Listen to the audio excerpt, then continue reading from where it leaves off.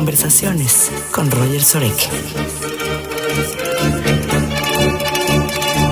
Señoras y señores, el día de hoy, qué bárbaro, de manteles largos. ¿Cómo estás, queridísimo amigo? Estamos nada más y nada menos con Ernesto Javier Tapia García, alias El Calita. ¿Cómo estás? ¿Qué tal? Muchas gracias, gusto saludarte. Muchas gracias por el espacio. No, hombre, al contrario, también tenemos 2 años persiguiéndolo, pero su apoderado no nos deja. No, hombre, llevamos un ritmo súper alocado entre viajes entre México, España, Colombia, Perú. La verdad es que afortunadamente no hemos parado. Bendito sea Dios. Muchísimas gracias también por el espacio, Calita. Me gustaría empezar esta entrevista o esta plática, esta conversación con el tema familiar. ¿Qué ha significado el toreo en tu familia? Bueno, la verdad es que prácticamente digamos que yo nací en una plaza de toros, ¿no? Porque mi papá fue matador de toros. Mi abuelo intentó serlo, ¿no? No fue, pero fue torero, fue novillero. Y bueno, luego mi padre, cuando se retira a ser matador de toros, se dedica a ser empresario y representante de toreros. Entonces, pues desde que tengo uso de razón, prácticamente hemos estado respirando el ambiente taurino en casa. Y en mi casa, pues desde todo el tiempo se ha hablado de toros, se ha platicado de toros, se ha vivido cosas de toros, de ir a corridas, ir a ganaderías. ¿Y qué recuerdas, un recuerdo vívido que tengas de tu padre toreando? ¿Dónde estabas tú? O sea, ¿tú lo acompañabas todo el tiempo? ¿Lo ayudabas a vestirse? Realmente él se retira antes de que yo nazca. Ok. La última corrida, si no mal recuerdo, yo nazco en el 90, él se retira yo creo que en el 89, o sea, un año antes prácticamente de que yo naciera. Luego es verdad que, si no mal recuerdo, en el año 96 o algo así, entre mi hermano mayor y yo como que lo convencimos a que volviera a torear una corrida. Y él organizó una corrida en una localidad que se llama Tecámac, en el Estado de México, sí. y decidió torear, creo, si no mal recuerdo, fueron 2 o 3 corridas de toros. Pero Y que nada también más por... naciste cerca de Portland, ¿no? De Portland, Nepantla. Sí, soy bueno, nací en Naucalpan, pero bueno, viví prácticamente toda mi infancia en Tlalnepantla hasta que me fui a vivir a Sevilla. Ese es un tema importante. ¿Cómo decides a los 15 años irte a Sevilla? Bueno, la verdad que... Porque estás muy chico, ¿no? Sí, inicialmente fue más la idea de mi padre que mía, ¿no? Al final de cuentas, con esa edad uno no es consciente ni de lo que quiere todavía. Quizás lo taurino sí lo tenía clarísimo porque desde muy pequeño yo empecé... La primera vez que me puse delante de un animal bravo fue con 5 años, en un bautizo en el Cortijo La Movida. Wow. Ahí en Lomas Verdes, y desde ahí ya, cada vez que mi papá iba a un rancho, ya sea un tentadero, que todo se torean becerras en las ganaderías, pues yo intentaba ir y me envenené prácticamente, ¿no? Por llamarlo así.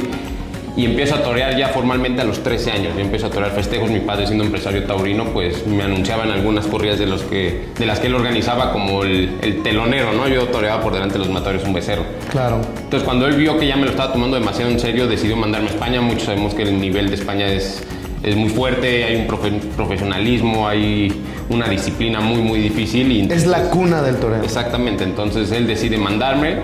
Y yo me voy para allá, y la verdad que inicialmente iba a ser un viaje de 2-3 meses y me quedé terminando 4 años porque empezaron a fluir las cosas bastante bien. Sí. Me inscribí a la Escuela Taurina de Sevilla y bueno, la verdad es que inició prácticamente mi camino profesional en el toreo. Correcto. Yo cuando leí tu biografía me sentí un poco identificado porque yo también, yo estudié Derecho y mi padre me dijo, si quieres estudiar Derecho tienes que ir a la Libre de Derecho con esta intención de que seas de los mejores, ¿no? Claro, de lo que decides bueno, ser. claro. Pero también es cierto, y la pregunta va en este sentido, que llega un momento en donde te tienes que enfrentar a tu padre porque, pues por los estilos, porque es distinto, ¿no? Y porque hay veces que no coinciden la visión. ¿Te pasó? Bueno, me ha pasado, pero ya en el transcurso de los años, ya más avanzado, ¿no? Ya ahora en esta etapa matador de toros, pues obviamente uno ya ha vivido ciertas cosas, desarrollas tus propias ideas, tu personalidad, y pues obviamente vas a terminar chocando ya sea con tu padre, con mucha gente, ¿no? Y al final de cuentas, pues pasó, pero es verdad que siempre mantengo el respeto y el cariño, evidentemente, porque es mi padre, pero claro, intento escuchar muchas veces lo que él cree que sea bueno o sea malo, y ya luego pues uno toma sus propias decisiones, ¿no? Correcto. También leí en tu biografía que hubo muchos años en donde como que peleabas o luchabas para ser lo que ahora ya estás, digamos, cosechando como figura. ¿Qué es lo que pasaba por tu mente cuando, habiendo empezado tan chico, no se daban los resultados? Porque todo el mundo tenemos expectativas y a lo mejor tu expectativa era, pues rápido, esto se tiene que dar rápido, claro. Y a la mera hora no. ¿Qué sucede en tu mente Si te acuerdas de eso, porque ya estás en otro espacio. La verdad es que fíjate que los primeros años cuando me voy a España todo empieza a fluir muy bien, ¿no? Y fueron 4 años prácticamente de cosas muy buenas. Pude torear en las principales plazas de España, en las ventas de Madrid, en Sevilla, en Barcelona antes de la prohibición, Arnedo, Ronda, Huelva, Málaga. La verdad es que toreé muchísimo allá y con muy buenos resultados. Regreso a México para tomar la alternativa en la Plaza México porque la empresa de ese momento me hace ese ofrecimiento y yo estaba recuperándome una cornada muy fuerte que sufrí allá en España, entonces en el proceso de rehabilitación. ¿Dónde fue la cornada?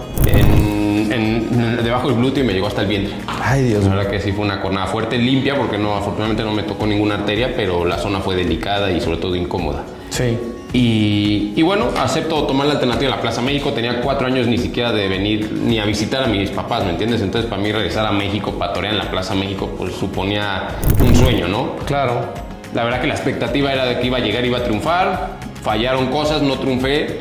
Yo pensé que mis triunfos en Europa me iban a tener mayor consecuencia aquí en México respecto a contratos y no lo hubo. Entonces fue otra vez volver a empezar de cero y es cuando aparece esa como crisis o por llamarle ese proceso más que crisis, no lo veo como una crisis, un proceso de muchos años de picar piedra y de intentarme abrir las puertas, ¿no? Porque no se me abrían. Correcto.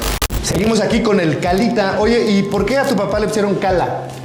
Bueno, esa historia es porque en los años 70, cuando él era novillero, hubo unas pruebas para los novilleros en la Plaza México que les llamaban calas. Mi papá fue el triunfador en ese momento y su primer apoderado, su primer representante le puso el cala.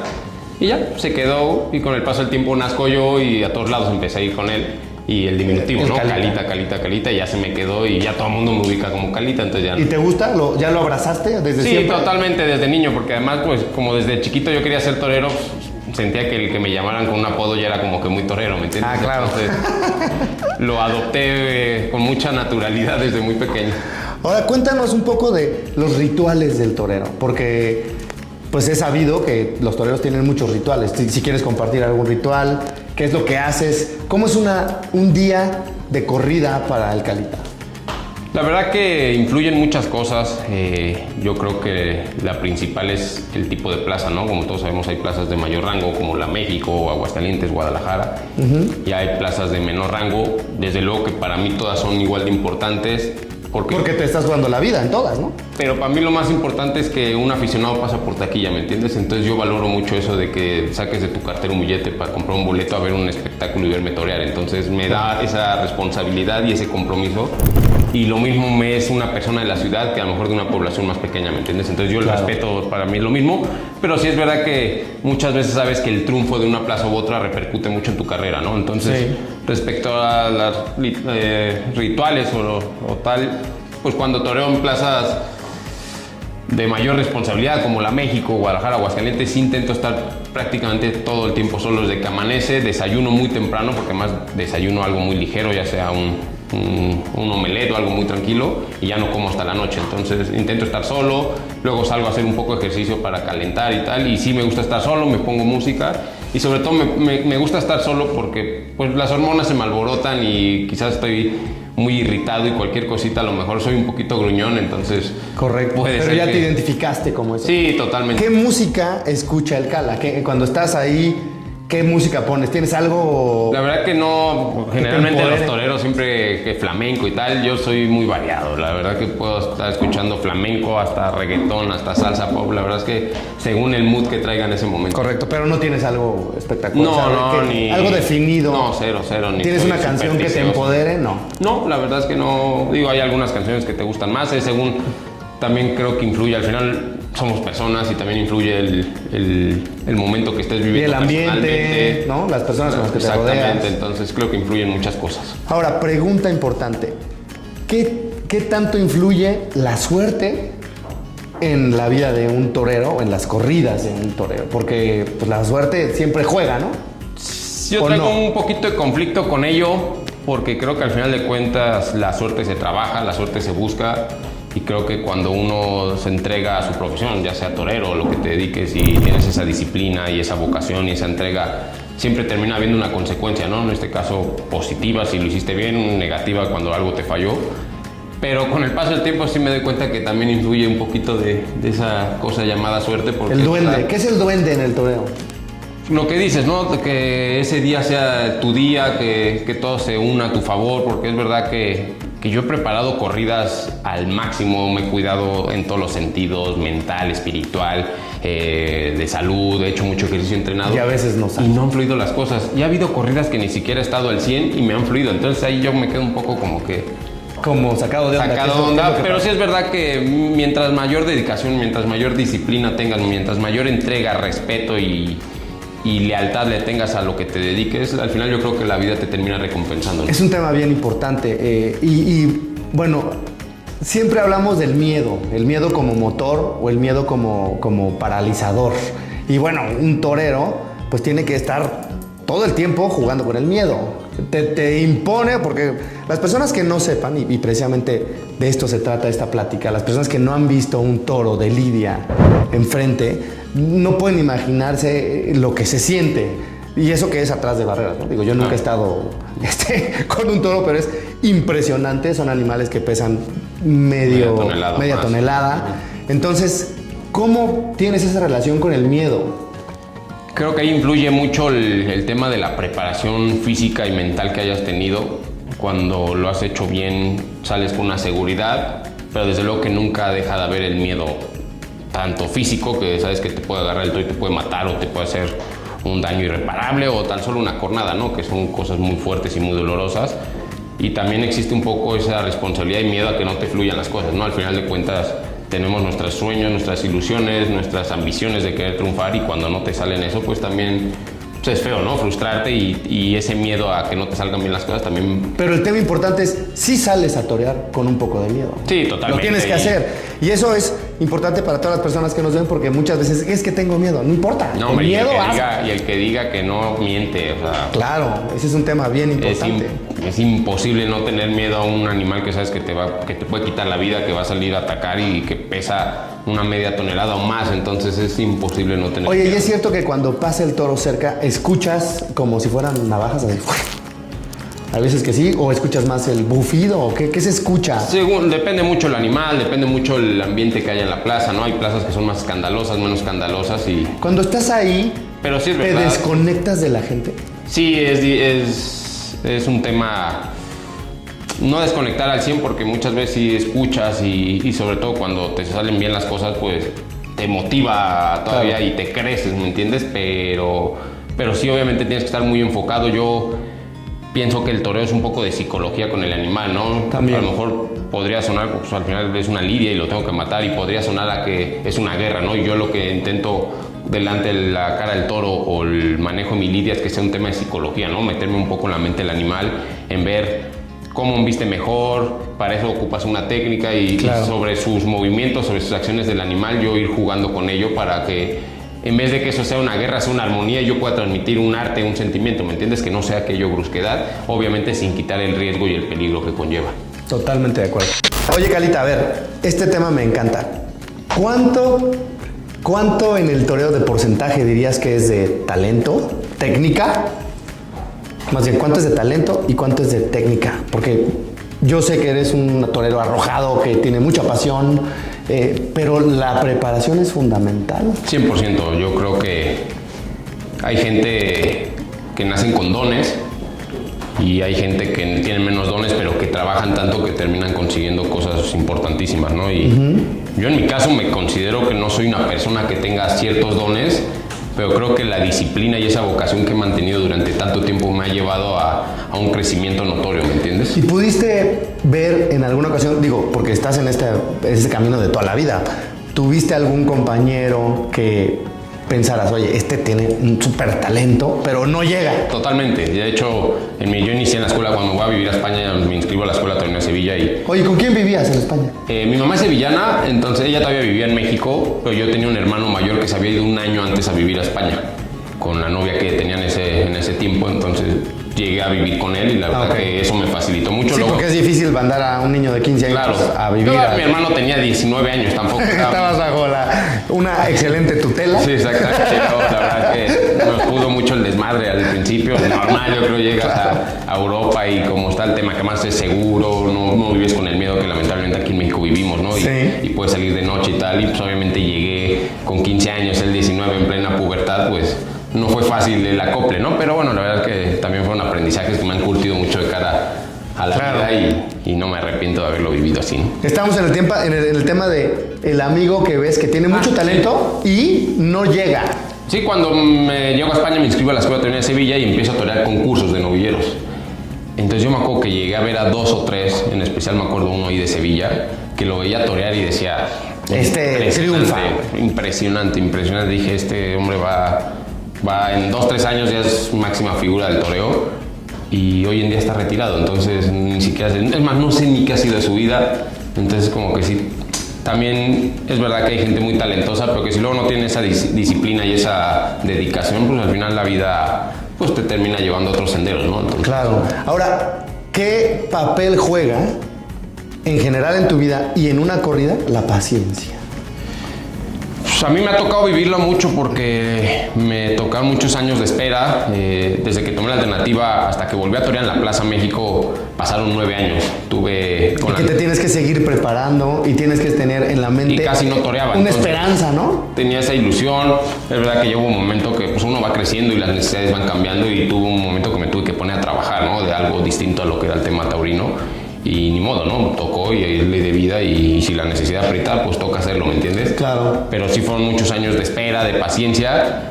Ahora que lo pienso, 9 años son muchísimo, pero a mí no se me hizo como 9 años tan eternos, ¿no? La verdad es que... Seguías preparándote desde Sí, luego. hubo una época que me fui a vivir una ganadería, trabajaba ahí en la ganadería, ayudaba con las labores del cuidado tan intensivo que tiene el toro de lidia, entonces la verdad que eso me ayudaba a distraerme y sobre todo que estaba concentrado, entonces poquito a poco cada año fue llegando una oportunidad con mayor repercusión, menor repercusión, pero como me agarró tan preparado iba triunfando, ¿no? Entonces poco a poco el nombre Calita, Calita, hasta que ya me llegó 9 años después una tarde en la Plaza México y triunfé porque la verdad que venía con un proceso de preparación impresionante, ¿no? Y hablando del tema jurídico relacionado con el toreo, ¿cuándo sucede el indulto a un toro y qué es la sensación que provoca? La verdad que creo que es algo bonito, ¿no? Porque... ¿Qué es el indulto a un toro? Porque la gente... Sí, bueno, hay gente que claro que no lo sabe. El indulto es cuando se le perdona la vida a un toro que dio un juego extraordinario en el ruedo, en la corrida, que por bravo, por clase, por muchas circunstancias y características que el ganadero va buscando, porque el ser ganadero no es como que pongo unas vacas y un toro y ahí que se cree, no, ellos van buscando una genética, un tipo de embestida, la verdad que trabajan mucho el tema de la genética. Claro. Y muchas veces sale en las plazas un toro ideal para la ideología primero del aficionado y del ganadero, entonces es cuando hay esa petición. El torero también tiene que ser una labor importante mostrar las cualidades y las virtudes del toro, sí, para que aquello haya conjunción, haya compenetración, se pueda hacer la obra que se requiere, que transmita algo, ¿no? Porque al final el torero también es un sentimiento y lo tienes que transmitir. Sí. Y se le perdona la vida y el toro pues regresa, se le hace sus curas y tal, un veterinario, un especialista y se hace semental para morir. Porque ese es otro tema. Rey, ¿no? La vida del toro es una vida muy, pues, placentera, ¿no? Es Sí, decir, la verdad es que... se alimenta, la carne es orgánica. Sí. Hace ratito platicamos, sí se come la carne de toro. Sí, la verdad que... Es de las mejores carnes, yo creo no me es equivoco orgánica. en decir que si no es la mejor es de las mejores carnes, el cuidado y la alimentación tan intensa y tan cuidadosa que tuvo el toro de lidia la tienen muy pocos animales, ¿no? Ten en cuenta que al final ha hecho un proceso natural de crianza porque el toro de engorda, el que comemos, en 6, 7, 8 meses los tienen que engordar y pues lo engordas a base de químicos y tal y los matas. Entonces la carne al final de cuentas no es tan de gran calidad, por decirlo de alguna manera. Y el toro de lidia pues fueron durante un proceso muy natural hasta los 4 o 5 años que llega a una plaza y muere, ¿no? Entonces, Cuando tú ves a un toro, ¿puedes identificar su bravura? O sea, ¿le ves los ojos en el momento mucho o no? en la plaza, sí, desde luego, en las primeras reacciones te vas dando cuenta cómo va a ser su estilo y sí, claro. ¿Y has logrado, o sea, qué te gusta a ti? ¿Un toro que inmediatamente conecte? ¿O te han tocado más toros que los tienes que trabajar y terminan como de increciendo? Exactamente, y creo que también es la magia de la genética, ¿no? Por llamarlo de una manera, de que a lo mejor ves un toro que está un poco rejego a vestir bien o que embiste con menos clase, con más violencia, con menos violencia y poco a poco lo que te decía, compenetrarte como un psicólogo, ¿no? De meterte en su mente, irlo trabajando y ver que Eso al se me final hace fascinante, ¿eh? O sea, el tema de meterte a la mente del toro. O sea, la gente que no estamos conectados con esto, dices, ¿de qué me estás hablando? Pero sí, es real, ¿no? Profundo, sí, exacto. Es real y tú puedes sentir muchas veces al toro. Sí, como que llega un momento en que dice, ok, cedo a, prácticamente es como decir que lo dominé, ¿no? Entonces cede un poco a lo que yo quería crear con él, ¿no? Se hace una conjunción, una compenetración, y es cuando yo creo que surge la magia del toreo, ¿no? ¿Cuál ha sido el toro más difícil del que tengas memoria? Si tienes memoria. Toros complicados, creo que he tenido más complicados fuera del ruedo que dentro del ruedo. En la plaza, pues la verdad que ten en cuenta que a día de hoy he toreado más de 200 festejos en mi vida profesional, ¿no? Entonces estamos hablando que he toreado más de 500 animales, entonces sería difícil acordarme muchos.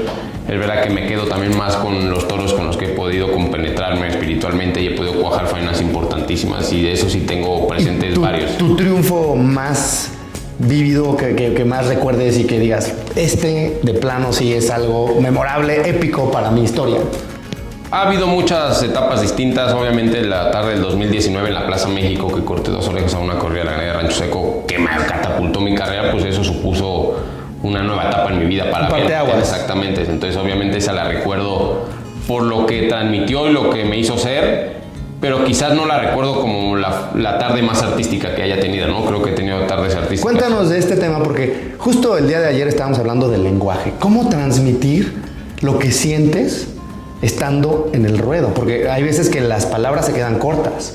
¿Pero qué sientes? ¿Sientes en la panza? ¿Sientes te da taquicardia? Sí, ¿te da emoción? Trata de describirnos eso, porque es algo, muy difícil, ¿no? Es un cúmulo de sensaciones, desde la adrenalina, o sea, la adrenalina que te genera, ese miedo. Pero cuando logras compenetrarte y logras hacer, ya no te hablo de una faena completa, sino que logras a lo mejor dar 3, 4 muletazos con esa pasión y ese sentimiento que quieres transmitir. Te lo juro que cuando he toreado un toro bien de verdad, he logrado sentir como si fuera una especie de orgasmo, ¿me entiendes? Entonces la verdad que es algo muy fuerte. Muy fuerte, porque cuando estás ahí... Y aclaro que no me refiero a la hora de matar el toro, no, me refiero a la obra que fui capaz de crear toreando al animal. Porque podría ser como una danza. Efectivamente. No, puede ser, es un arte efímero, como un concierto. Exactamente. Porque y aquí el tema es que tú te sabes las canciones. En el toro sí, no claro, sabes qué va a suceder. Al final no hay un guión hecho, porque no sabes. No hay un guión. Que si el toro, que si el público, que si el torero no está bien emocionalmente, que si llueve, que si hace aire. O sea, son muchos factores que en esos 10 minutos o 12 de faena se tienen que juntar. Totalmente de acuerdo. Ahora, esta pregunta me encanta. Desde luego que tú... yo no sé si estés tan consciente o qué tanto dejas esto de lado, pero te enfrentas a la muerte en cada corrida. Sí, quiere decir que tú has estado de cara voluntariamente, ¿no? A una posibilidad de morirte más de 500 veces. Sí, bueno, al final de cuentas uno es consciente del riesgo. Sería un loco, ¿no? Si no estuviera... ¿Y cómo lo llevas? Consciente. Y la verdad que yo creo que intento no pensarlo, ¿no? Porque si pensara que me podía morir ese día, a lo mejor eso me frenaría mucho, no lo sé. La verdad que... Correcto. Intento no pensarlo, por eso le dedico tantas horas a mis entrenamientos. Son entrenamientos de 6, 7 horas diarias o más la parte mental. Y eso hace que vayas con un escudo en la mente de que... ¿Tienes un coach mental? ¿Tienes psicólogo? Pues quizás mi mayor y mi mejor psicólogo es mi apoderado José Luis, ¿no? Que él es el que me aguanta, el que me escucha, el que me regaña, el que me apoya, el que me sonsaca. O sea, la verdad es que sin duda tengo tanta compenetración con él. Ha habido épocas de mi vida, ya sea por temas personales o mismos profesionales, que sí he tenido que recurrir a ayuda profesional, ¿no? Claro. Pero realmente tengo tanta conexión con José Luis que él ya me conoce muy bien y sabe cómo ayudarme muchas veces. Claro, cómo guiarme. Entonces, la verdad que eso me ha ayudado muchísimo. ¿Crees en Dios, Calita? Híjole, sí, la verdad es que sí, a veces soy un poco cerrado y...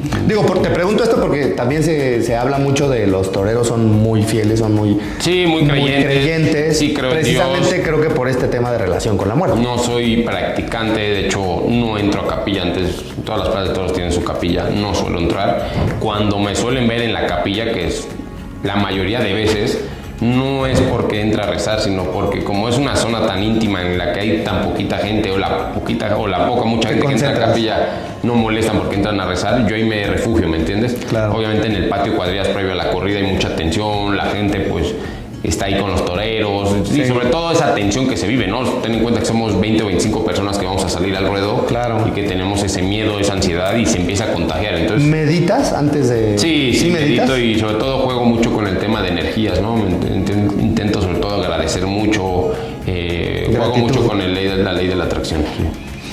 Pues la verdad es que fascinante la entrevista. Muchísimas gracias por el espacio. A ti, al contrario. Este fin de semana toreas en San Juan del Río. San Juan del Río, sábado Y en Tijuana. Entonces, la mejor de las suertes. Muchas gracias. Y la última pregunta. ¿Cuál es tu sueño por realizar? La verdad que cuando eres más chavito te pones objetivos quizás a largo plazo, ¿no? Y con el transcurso de la vida, con los tropiezos sobre todo que he ido teniendo, me he dado cuenta que es mejor vivir el día a día, ¿no? Y estar enfocado a disfrutar el día que tienes, porque además no sabes qué te va a pasar, ¿no? Entonces ya intento no ponerme objetivos a largo o a corto o Tratas de vivir el día intensamente. Voy día a día e intento disfrutar, intento buscar mi felicidad, intento hacer feliz a los míos, intento ser buena persona, ¿no? Porque al final de cuentas hay una consecuencia en la vida y pues intento, obviamente tengo mis defectos, tengo mis errores como todo ser humano, pero pues me concentro en ser feliz en mi día a día. Obviamente pues tienes tus sueños y tus ilusiones de torear en X Plaza, de conseguir ciertos objetivos, pero la verdad que intento apartarlo en el sentido que mejor voy viviendo el día al día, sé por lo que me ha pasado en la vida, qué es lo que tengo que hacer y qué es lo que no tengo que hacer. Claro. Entonces sobre eso me voy enfocando y que... Y todo, estás joven, pues naciste en el 90. sí, que todo fluya y que nada influya. Señor, mucha suerte. Gracias. Muchas felicidades. Muchas Nos vemos gracias. pronto. ¡Ánimo!